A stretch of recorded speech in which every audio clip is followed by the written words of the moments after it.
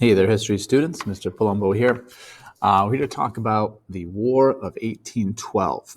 After you finish watching this screencast, there's a quick Google Forms task for you to do to answer some questions based on it. So sit back, relax. Feel free to take notes if that's your process on a regular sheet of paper or typed up. But this screencast will always be available for you to watch and rewatch.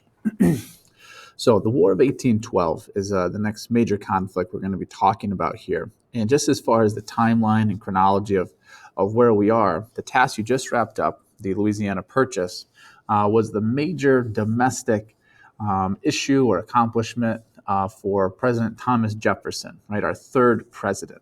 And when we look at presidents and the things that they involve themselves in, they really fall into two categories: domestic issues, so things that happen at home within the United States, and then foreign policy issues, things that happen outside the United States, interactions with other countries. So the main domestic thing, again, we associate with Thomas Jefferson is the Louisiana Purchase from 1803 and 1804. The main foreign policy thing that we associate with President Thomas Jefferson is the start or the lead up to the War of 1812. Now, he's not the president during the War of 1812. This happens after he leaves office. He leaves office in 1808 after his serving 2 terms. So it's going to be our fourth president, President James Madison, is going to be president during the actual War of 1812. What we're going to be looking at here, and what we usually do in the social studies when we look at major conflicts like this, is we really focus on the causes of those conflicts and the impacts or the lasting results of those conflicts. So the War of 1812 is going to be no different. Let us start taking a look at the causes. So we have Great Britain and France, and as we know, these two countries have been at war with each other just constantly, right? So the early 1800s here is really no different. The United States, following our policy of neutrality as originally set out by George Washington in his farewell address, we're going to stay out of this conflict. We're not going to pick a side. We're not going to form any alliances with one or the other. And this is really advantageous to us in that we get to trade with both sides, right? We know from history that wars are very expensive and they require lots of supplies and resources, and the United States are going to be the ones that get to supply both sides in this conflict. So we really make out quite well. This goes great for us. Our American merchants, as you see, are pretty excited about it until something starts to happen in which British ships begin stopping American ships on their way to France. And we also have French ships begin stopping American ships on their way to Great Britain. So our trading ships that have been working back and forth and trading with both countries are now getting stopped and harassed by both sides. This is going to lead to a situation called impressment. Impressment is kind of this picture here illustrates it, where British naval ships will capture American trading vessels in the middle of the Atlantic. It will kidnap the crew and force them into service in the British Navy. And this happens to over 6,000 American sailors. Again, these aren't military ships that are being captured and kidnapped. These are regular trading and commercial ships. And the crews are being forced, again, to work on British naval ships. There's really nothing they can do, right? Out in the middle of the Atlantic Ocean, they're kind of stuck. And again, the term for this is impressment. Here's more of a realistic depiction of that event.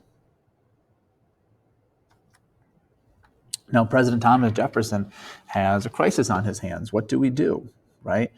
President Washington, in his farewell address, told us to stay neutral, to stay out of foreign conflicts, but our sailors are being kidnapped, and we need to do something about that. And those merchants who were originally very happy about the situation we were in are now quite upset, right? Because their crews and their shipments and their ships are being taken and commandeered by the British. So what he does is he works to get a law passed that makes it so America does not trade with anyone, right? If we don't send any ships out, no one can get captured. This clearly is going to upset American merchants and those in the Northeast because, again, we're not buying and selling or trading with anybody. The name for this is the Embargo Act. And the Embargo Act bans U.S. ships from trading with any country. All imports and exports are banned. Obviously, this is going to hurt the U.S. economy at the time, and it's going to lead to a lot of protests of merchants and businesses to open up our trade back with these European countries. This is the very end of Jefferson's presidency. He leaves in 1808 after serving 2 terms. The next president that comes in, James Madison, amends this law a little bit and that eases some restrictions with a law called the Non-Intercourse Act, in which we are allowed to trade with all nations now except Britain and France. And this idea of impressment in the Embargo Act, I always make the analogy of like a pizza delivery, so like a pizza shop that's delivering pizzas. If their drivers are constantly being carjacked and kidnapped, eventually they're going to stop delivering pizzas, right? They're going to shut it down. Of course, that's going to hurt their business. So they might ease up some restrictions and maybe only deliver pizzas to neighborhoods where they're not getting kidnapped, right? So to ease that up a little bit. Another cause of the war are folks in Congress, a group in Congress called war hawks. War hawks are members of Congress, in this case led by Henry Clay of Kentucky, that are really itching to declare war on Great Britain. And this term hawks is one that we still use today in politics to describe politicians that are particularly aggressive, that look for military solutions to problems, to bomb countries or invade or missile strikes, things like that. On the other hand, we use the term doves for government officials that look for peace and diplomacy in these same types of situations. But here, during this time period, we have war hawks in Congress that are really pushing for the United States to declare war on Great Britain. And they have a number of reasons for that. Number one is nationalism, which is just pride in our country and feel that Great Britain is really treating us like we're still a British colony. We're only about 20 years past the end of the Revolutionary War. And again, we feel like the British are still looking down on us and still kind of kicking us around. So we need to stand up for ourselves. Another is revenge. Revenge for that impressment of American sailors and capturing of American ships. We got to do something to get back at them for that. Next is territorial expansion. Clay wants an excuse to conquer parts of Canada and to take that from Great Britain. Maybe even in a peace deal of some sort, we can work on getting Florida from Spain. Remember reading our primary source letter from Thomas Jefferson about the Louisiana Purchase. Gaining Florida was one of his goals, actually. So maybe this could be a situation to give us a good excuse to go do that. And also Native American attacks. War hawks feel that Great Britain is arming Native Americans out on the frontier. The frontier at this time is kind of the Great Lakes region, Western New York, Ohio, Pennsylvania, Indiana, places like that would be the frontier back then. And Great Britain still has some forts out there remaining after the Revolution with some soldiers. And the feeling at the time is that these British troops and British officials are stirring up trouble between Native American tribes that live out there and American settlers looking to go west. So again, another bit of rationale for war hawks to want to go to war. Out on the frontier, a Native American leader named Tecumseh works to unify many of the tribes that are living out in this area to kind of defend themselves against the expanding Americans in the West. He sets up a village in Tippecanoe in modern-day Indiana in 1808. In 1811, the governor of Indiana wants to break up this group of native tribes living at Tippecanoe, led by here Tecumseh. William Henry Harrison, a future president, leaves 1,000 American troops against this village at Tippecanoe. Here you can see illustrated in this painting. And an interesting thing happens after the battle. The battle ends in relatively a stalemate, but American troops after this battle find the weapons and things on the ground that the natives are using and notice that they're British made, right? So it's really telling us that the British are arming these native troops and these native tribes out on the frontier and stirring up trouble and having them attack American settlers and settlements. So the war itself, we're going to jump into that now. Here are some of the major battles that take place during the war, and you see a lot of action is occurring up in the Great Lakes region, around Fort Niagara, Fort Detroit, in modern-day Michigan, Fort Dearborn, and some other places. There are even still today, in 2020, remnants of ships at the bottom of Lake Ontario from the War of 1812, American and British naval ships battling on the Great Lakes, if you can imagine. Pretty interesting. The U.S., obviously, just like we were in the Revolution, are outnumbered, outgunned by the British. But the battle, the war itself, ends in relatively a stalemate. There isn't really any major gain or land gained on either side. Both sides just kind of agree to stop fighting each other. British moved some of their forts out of the frontier, but not all entirely. We'll kind of talk more about that later. So now that the war is over, the next thing we need to do is look at some of those lasting impacts of the war, right? So because this war had happened, what are some things that came out of it? Again, we said it ended in relatively a stalemate, so no real gains on either side, but there are some lasting impressions still today. The first is a general named Andrew Jackson gains national fame for winning the Battle of New Orleans. An interesting thing about this battle is that, it happens 2 weeks after the war ends, actually. And the reason for that is this. If we look down here is the Battle of New Orleans. The treaty ending the war, called the Treaty of Ghent, is signed in December of 1814 over in France. And it takes, obviously, many weeks for the ship to travel with the signed peace treaty back to the United States. So even though the treaty has been signed 2 weeks previously, we don't know that, right? There's no phone calls, no emails and stuff back then. So the war is technically ended, but just nobody knows it yet. So Andrew Jackson wins a relatively meaningless battle here at New Orleans, but he does gain national fame and become a war hero for this, and he will go on to become our 7th president of the United States and the last president for our unit on early presidents. Another lasting impact of the War of 1812 is that the White House, at the time known as the Executive Mansion, or the President's Mansion, is burned almost completely to the ground. It's completely gutted on the inside. Only the concrete walls on the outside remain standing. And still today we can see remnants of that fire and that damage. I see some soot marks on the inside of this doorway. There's one windowsill on the exterior of the White House that's left unpainted. So you can see what the exterior of the building would have looked like back at the time. Again, the more the gray color of the concretes used to make the building. And the white paint is brought in to cover up a lot of these soot marks after it's burned down in the War of 1812. And it's later in history where the building gets the name or becomes officially known as the White House.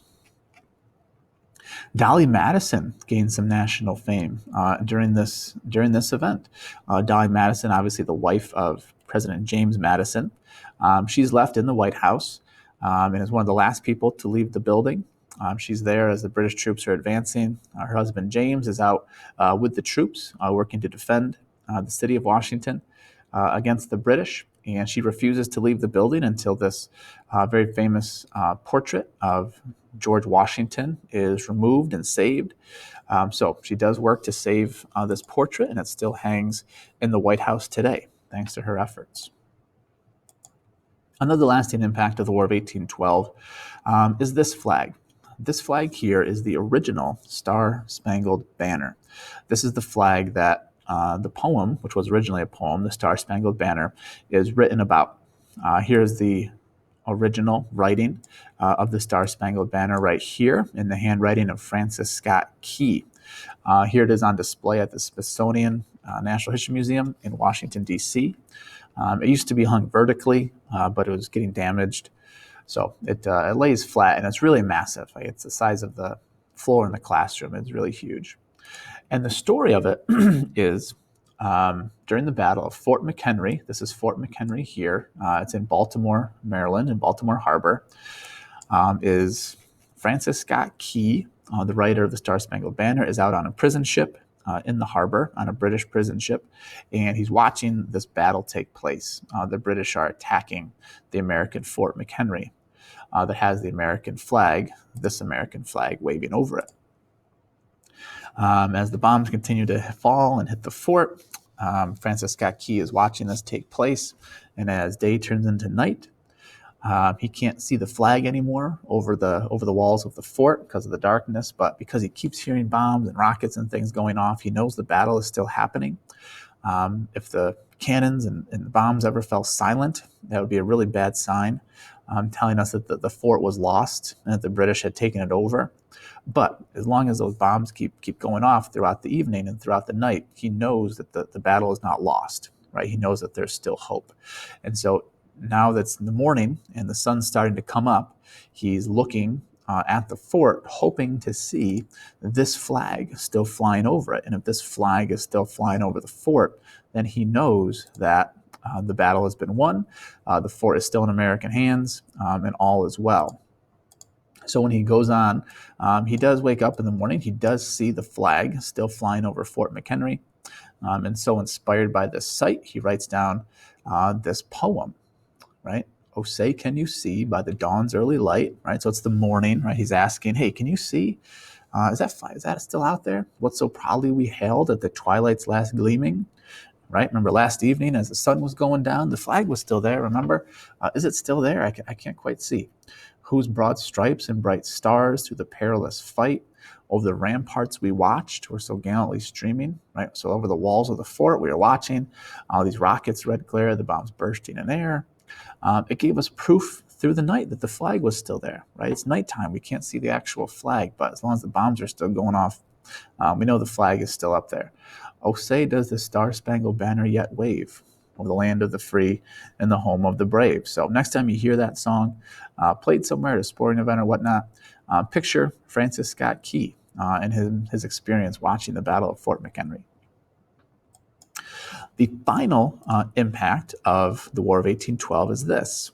The War of 1812 ends, as we said. The Treaty of Ghent is signed in December of 1814, and this kicks off a 10-year time period in American history known as the Era of Good Feelings. Good feelings of pride and nationalism, obviously, that we've defeated the British for the second time. This war gets the nickname of the Second War for Independence, right? So we've kind of defeated the British again and defended our freedom and our sovereignty. So there's this great national pride around that. There's also a 10-year period of political peace. There isn't really this infighting between the political parties. One political party rules for this 10-year time period, the Democrat-Republican. So there really isn't, the back and forth between the parties and infighting like that. There's no major foreign conflicts or issues with foreign countries. We're kind of just able to sit and grow for the next 10 years of peace and prosperity. And again, good feelings throughout the country. So this era of good feelings is one of the major impacts of the end of the War of 1812. So that culminates our screencast. Again, after watching, make sure you jump to the Google form and answer the questions about it. Have a great day.